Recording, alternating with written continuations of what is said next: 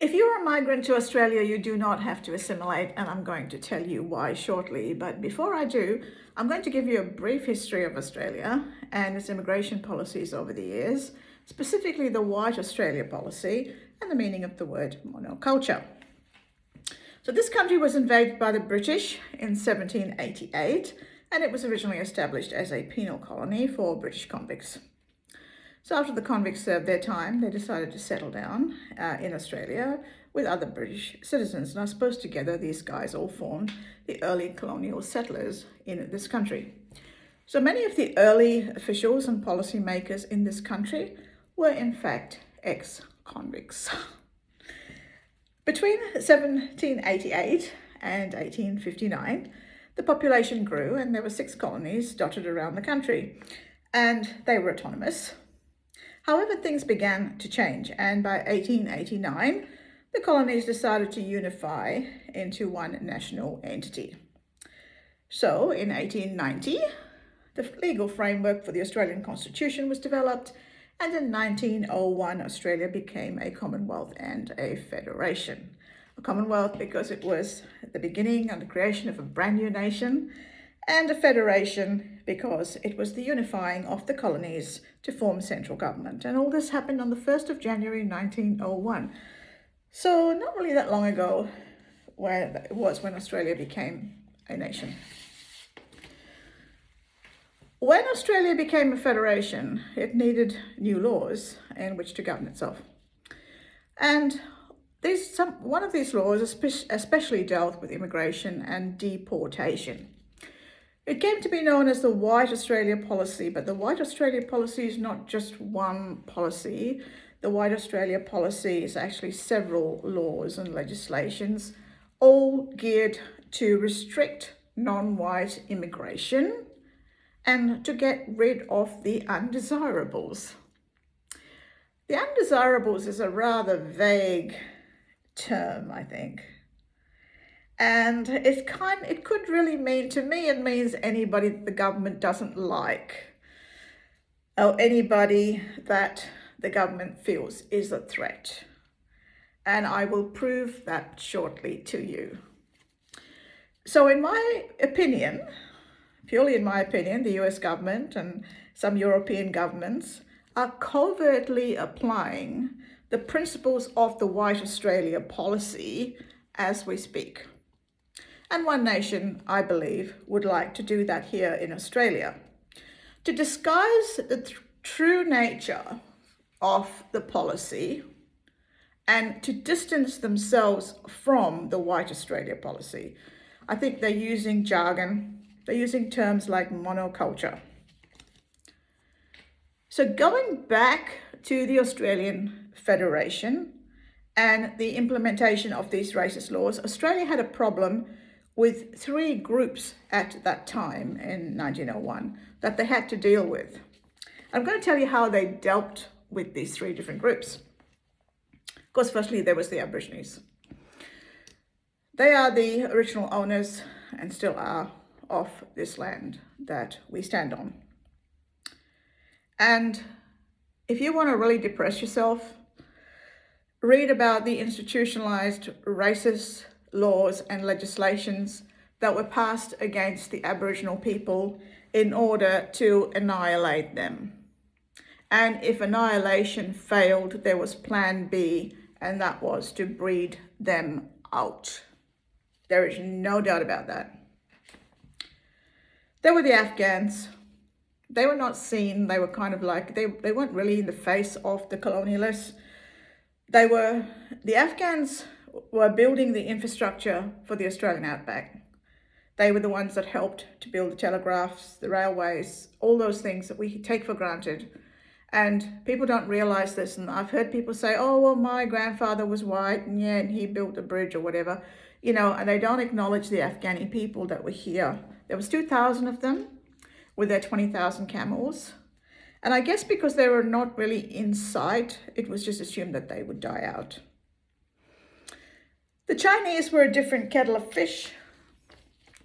The Chinese were the indentured labourers initially, and one day I do want to talk about the indentured labourers and slavery in Australia because that's a really, really big topic.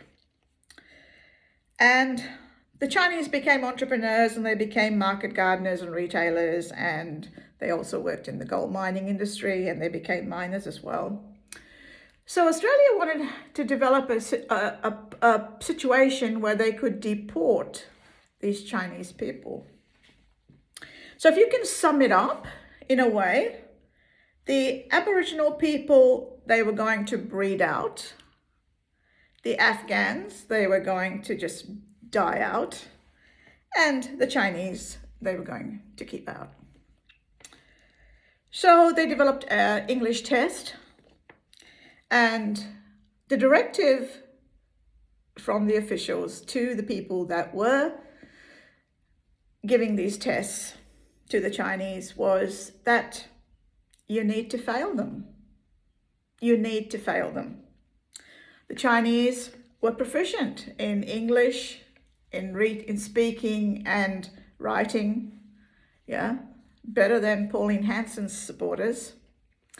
And what happened was the Chinese would come to sit this test that they were fluent in English with, and the officials would slip them a French paper or some other language and totally confuse them. And so they would fail, and then therefore they could be deported. Now, if you think I'm telling you a lie, you can go to the National Archives of Australia and you can search this. You can search the dictation test and you can find out that what I'm telling you is true. The directive given to the officials that conducted these tests was to fail the Chinese. Now, I just want to go back briefly to a point I made earlier, that if a government goes down this path of deportation, it is a slippery slope. There's going to be a lot of people, innocent people, that get caught up in this net. And that's why I don't like it. I don't like it. So governments can use deceptive measures in order to deport anybody that they don't like. And that is my point. And what I've just given you here is proof that Australia did it, because we have the evidence that they did it. So what happened to the White Australia policy? Well, the White Australia policy began to face a lot of challenges in the 50s and 60s, and people think we can just return to that. No, we can't. Colonialism became a bit of a hot potato, and countries were really being encouraged to decolonize. And what it means to decolonize: the United States of America, Canada, Hawaii, most of the Pacific Islands, Australia, New Zealand, South Africa, all black countries, and they were colonized. And decolonization means that we're going to bring in migrants and we're going to not be a colonized country anymore. It's simple. There was apartheid, and there was the civil rights movements in America. And then there's trade. I mean, Australia is located geographically in Asia. It's not the USA, it's not America, it's not Europe, it's not any of those countries. It is in Asia. And who wants to do trade with a bunch of racists, really? And there will be a backlash from the Asian countries around us and from the Asian people, and there's billions of brown and black people living here.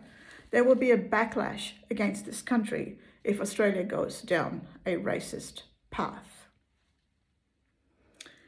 So in the early 70s, the White Australia policy was buried under the Whitlam government. And then we had the Racial Discrimination Act, which made it illegal to discriminate against people based on their culture. And Australia became a multicultural country. So if you came here as a migrant and you live in a multicultural country, nobody can tell you to assimilate and be something that you're not, or accept another dominant culture, because you don't have to do that. The laws of this country protect you from doing that. So here's the thing: monoculture is one culture, and multiculturalism is many cultures. And multiracial, I don't even know what that is. So Australia has been a multicultural society since 1975, and it can never return to a monoculture or a single culture.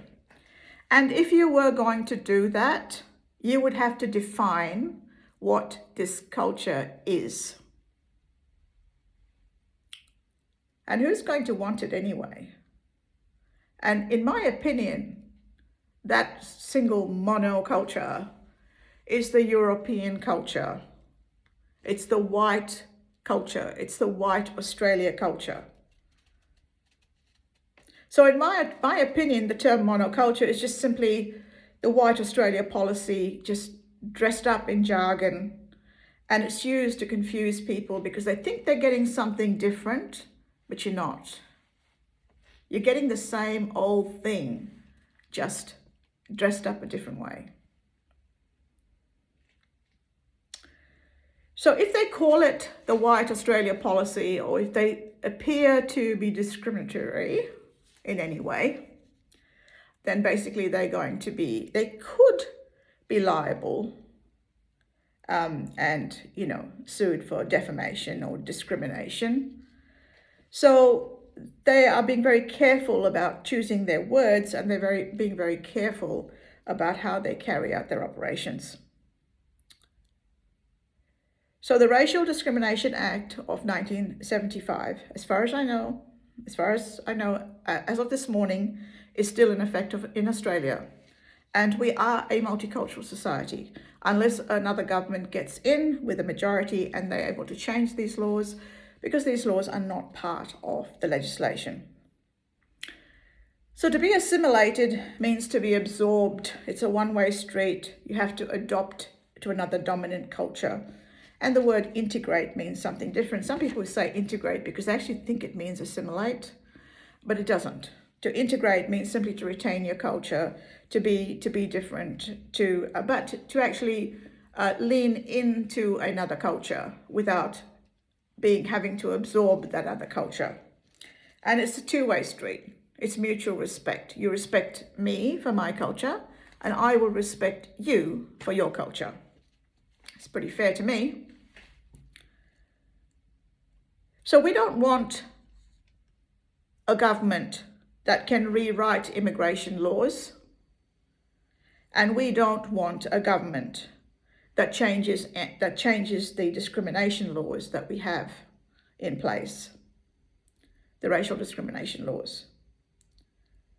And we don't want a government that will endanger our rights, our security, and our freedoms. So your vote then must reject division, and your vote must reject monoculture. And you must vote for multiculturalism and an open society where we accept people and respect them for who they are and where they came from and what they believe. And we don't try and make somebody else just like us, because you really, you'd have to be pretty opinionated to think that somebody else would want to be like you. Thank you for listening. Bye.